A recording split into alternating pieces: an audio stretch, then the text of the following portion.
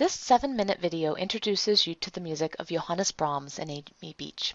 It is designed to help focus your reading and listening assignments.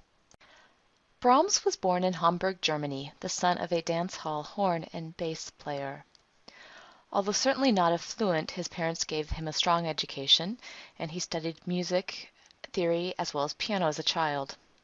As a teenager, he had to go to work playing popular music in area restaurants to help support his family. At the same time, he fell in love with the music of Bach and Beethoven and started performing on recitals and eventually started composing. At the age of 20, he met Clara and Robert Schumann. Seeing Brahms's early compositions, Robert Schumann wrote in his music journal that he had met a, quote, young eagle, leading a, quote, new path for music. After Robert attempted suicide, Brahms helped take care of the couple's children, while Clara returned to the concert circuit. He fell in love with her, and although we have no indications that the relationship ever went beyond the platonic, Clara and Johannes nurtured a strong friendship that lasted to their dying days.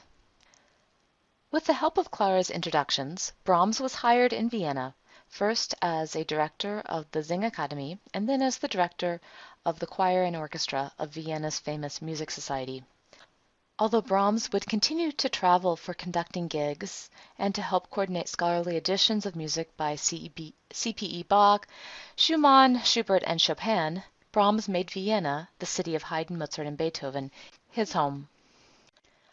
Brahms lived during a time that saw increasing interest in the music of older, no longer living composers.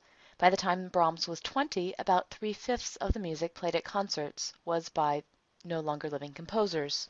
By the time Brahms was 40, over 3/4 of the music played at concerts was by dead composers. Brahms's music, more than that of his contemporaries, breathed new life into many historical styles and genres of music. While composers such as Franz Liszt were developing new genres, such as the concert etude and the tone poem, Brahms was romanticizing chamber music and concert music, from the art song and piano sonata to the symphony.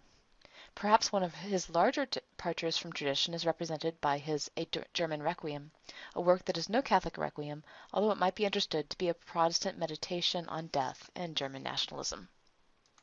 Brahms's music engages romantic lyricism, rich chromaticism, thick orchestration, and rhythmic dislocation in a way that clearly goes beyond what Beethoven had done. Still, his intensely motivic and organic style and his use of the four-movement symphonic model that features sonata variations and ABA forms is indebted to the music of Beethoven. Scholars have referred to his organic and motivic style as developing variations. Make sure to study this in the first movement of Brahms's piano quintet in F minor, as outlined in your textbook and anthology. Brahms himself was keenly aware of walking in Beethoven's shadow. In 1870 he wrote, "I shall never compose a symphony." Continuing, he reflected, "You have no idea how someone like me feels when he hears such a giant marching behind him all of the time."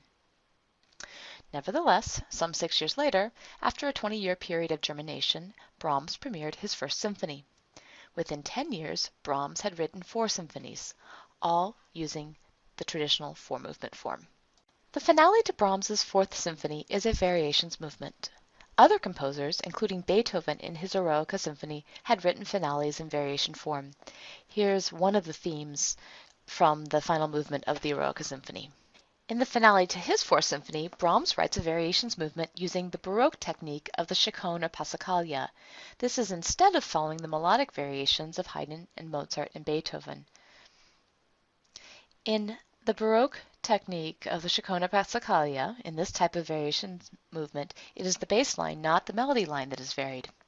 Brahms groups the 31 variations of his 8-bar bass line into 3 sections that roughly correspond with the exposition, development, and recapitulation of a sonata form movement.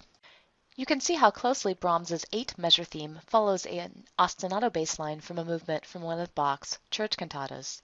And this is also a good time to review the definition of the word ostinato, which I know you can do by looking in your textbook. As you listen to Brahms's finale and study its score, please pay particular attention to the different techniques that Brahms uses to vary his variations and how he shapes them into a larger overarching musical form.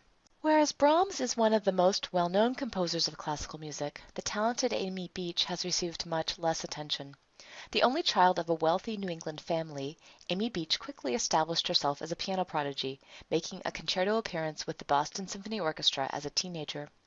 After marrying a wealthy doctor, Beach agreed to quit concertizing, except for an annual charity recital. She turned her focus to composition and wrote a large number of large compositions, signing all by her married name, Mrs. H.H.A. Beach. Her piano quintet in F-sharp minor is one of these. Beach's quintet is clearly inspired by Brahms's piano quintet in F minor, and in many ways, her quintet is a traditional piano quintet. It has 3 movements, fast, slow, fast. Still, the critics of her day lauded her quintet as, quote, truly substantial, free, variously imagined, and restlessly expressive. In short, as truly modern. One place in which the true modernity of the composition might be most strongly heard is in its chromaticism. This chromaticism goes beyond what Brahms had explored. Beach's quintet also displays brilliant pianistic writing. As you listen to the 3rd movement of Beach's quintet, consider how the modified sonata form of its finale differs from classical sonata form, as we heard in the 1st movement of Beethoven's Pathetique Sonata or his Eroica Symphony. Like Brahms, Beach was clearly drawing on musical tradition, infusing it with romantic melodic structures and wide-ranging chromaticism. We'll hear this same romantic style in the music of the contemporaries of Brahms and Beach, albeit without the same weighty presence of the traditions of yesteryears. This screen ends your video introduction to Brahms and Beach. Make sure to review your listening and reading assignments and see me with any questions.